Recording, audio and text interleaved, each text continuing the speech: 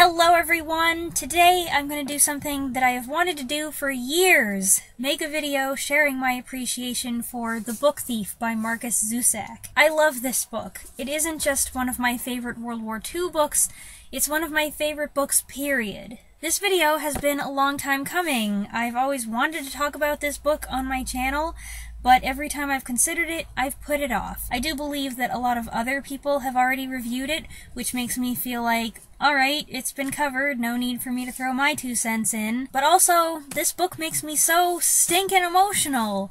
I finished my 3rd or 4th reread of it a few hours ago, and there may come a day when I can read it and get through the last 50 pages without sobbing, but today was not that day. Let me try to explain to you all the different reasons why I love this book. The Book Thief by Markus Zusak was originally published in 2005. I heard about it somewhere around 2010, but I didn't get around to reading it until 2013, at which point I was like, what was I waiting for?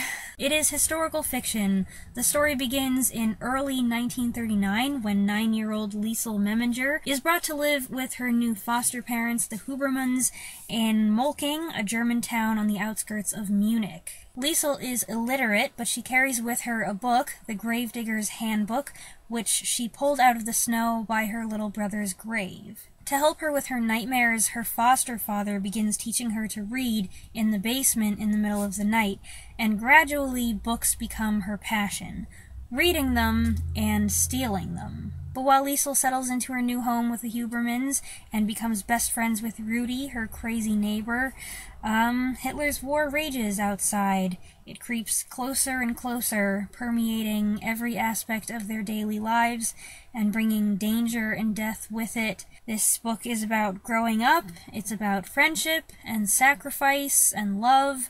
In some ways, it's one of the funniest books that I've read, but it's also one of the most heartbreaking books that I've ever read, hence the sobbing. Although the main character is an adolescent, it is definitely not a kid's book. It has some profanity, but more than that, it has dark, heavy, tragic themes. And I would argue that it's not a young adult book either, despite what some librarians think. I really wish they wouldn't shelve it with the young adult collection, where some adults might not be able to discover it. The story is powerful with a unique point of view that I don't think I'd really considered much before I read it the first time, that of regular people in Nazi Germany, people who were too poor to get out, too insignificant to stop Hitler's rise to power, children who didn't know anything about politics who were forced to participate in Hitler Youth activities, parents who didn't want to become Nazi party members and just wanted to maintain a low profile and keep their families safe. These people were victims of war. They weren't murdered by Hitler, not exactly, but they were collateral damage. I know this is not the only book that deals with that perspective. It delved into it in a way I hadn't considered before. This book hits you hard. Zusak doesn't shy away from sensitive subjects or difficult questions, but I like the approach he takes. I like the way he handles these things, and part of that, something that I realize could put some people off, is that the book is narrated by Death, a personification of Death, who is also occasionally a participant in the story. Death is intimately familiar with the story's details, and even tells you the end at the beginning. This personification of Death is a gentle, troubled character, intrigued and intriguing, who takes great care with the souls he collects. All of the characters in this book are great, and some of them are the most lovable, well-drawn characters I have ever met. Liesel, Max, Hans and Rosa, Rudy. So much of this story is made up of vignettes, little episodes in the characters' lives, and many of these have stuck with me over the years as if they were real things that happened, and I experienced them too. I mentally revisit this book a lot. I feel like every few days something pops into my head a phrase or an image, and it makes me think of it. It's funny, I specifically always remember the words that Zusak uses to describe certain people's hair. These words end up becoming synonymous with the characters themselves. Lemon hair, candlelit hair, that's Rudy. Elastic hair, that's Rosa. Hair of fluff, that's the mayor's wife. Feathers and straw, that's Max. The Book Thief has a natural appeal for book lovers. There's the fact that Liesl herself becomes fascinated with words and saving books and reading them out loud in bomb shelters and then eventually writing her own book. I think bibliophiles like to read books about bibliophiles. The words that are spoken on the page are like an echo of your own feelings toward the book in your hands. I do feel very strongly that The Book Thief is best appreciated if you read a physical copy like this. Normally, I'm of the opinion that however you want to consume a book doesn't matter so long as you're reading it.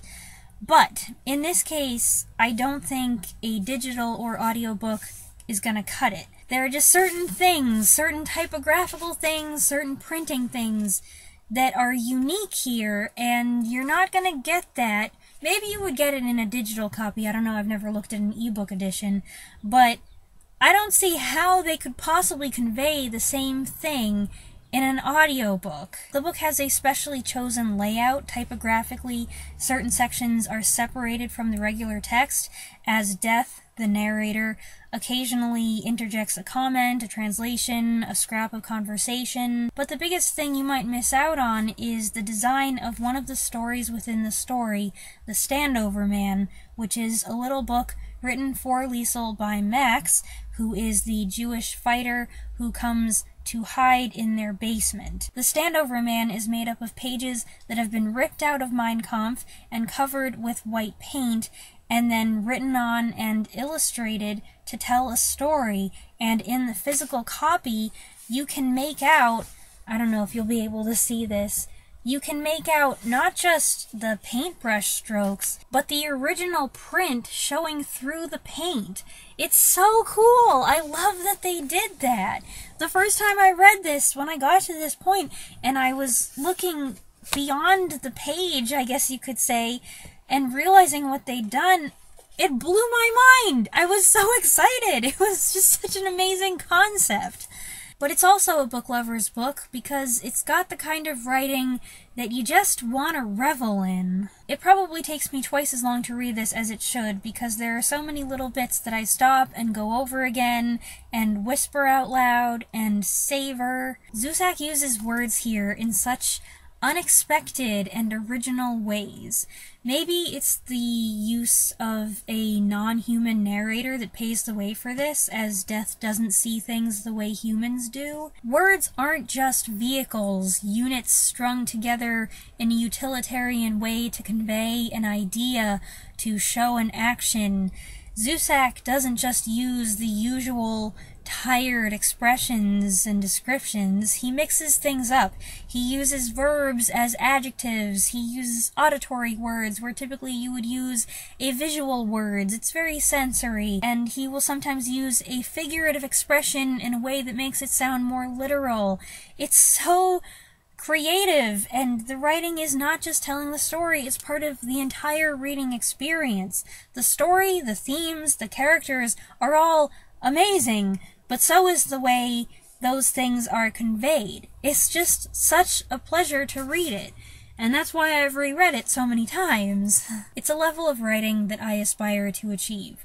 Reading this challenges me and humbles me and inspires me to do better with my own writing. Now, this is the only book by Markus Zusak that I have read, so I don't know if this style is consistent with him or if it's unique to this book, but what he's done here is incredible, and I can never get enough of it. It's one of those books where I just want to eat the words.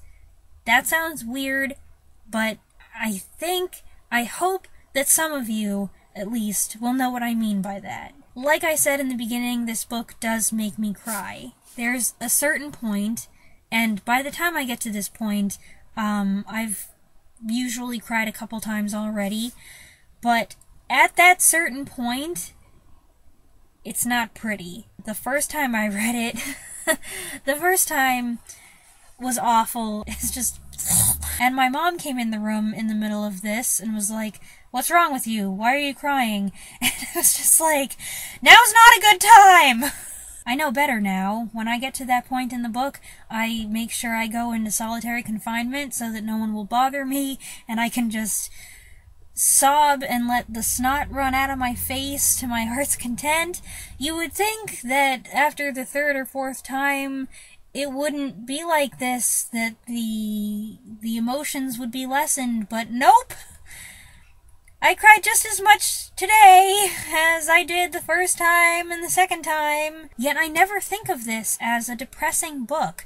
There's so much about it that is joyful and beautiful and funny. There are parts that make me sad, yes, but all of it is so good, even that. It's not the kind of thing where I come away feeling unhappy and betrayed and say, I'm never gonna read that again, obviously.